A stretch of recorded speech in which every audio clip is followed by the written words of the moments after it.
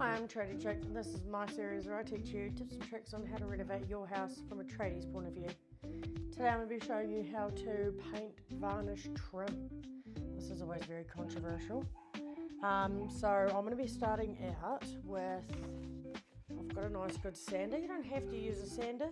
You don't have to take this very far, you just have to dull the shine on it. I've got 150 grit sanding discs, some 150 grit sandpaper.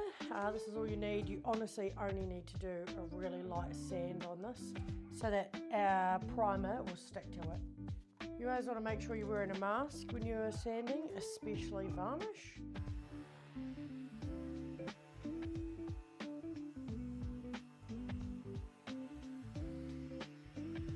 Super quick and easy. Then you're going to get your sandpaper and you're just going to run up the sides and you just want to take that shine off.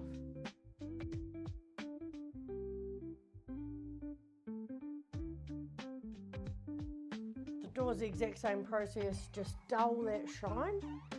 Try and get everywhere because you do want something for the primer to stick to.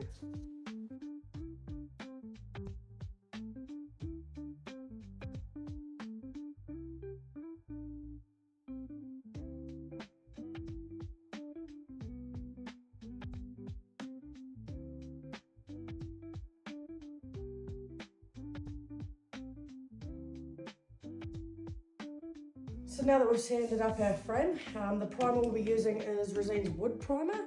This all-purpose one, it's brilliant. It is a solvent base, so it is turps based.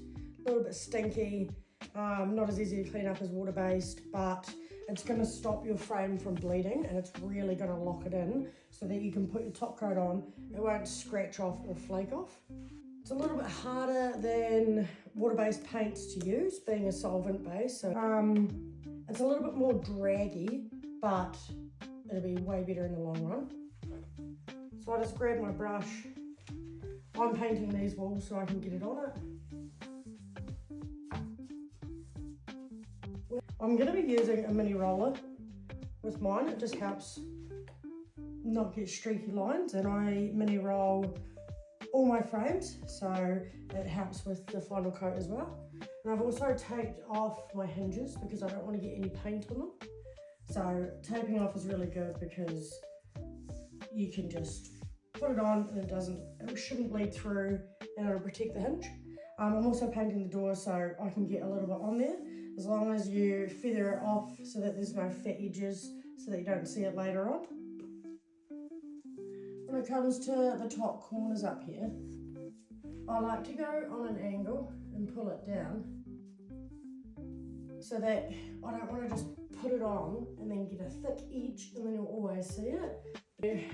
I will use my roller and I'll roll up to there as well, and then when I do this one I'll roll into it just to stop any fat edges and make it look really nice. I really like using a mini roller when doing frames because it gives it that spray finish.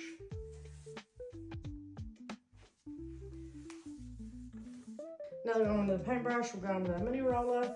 I just like to run straight over the top of everything.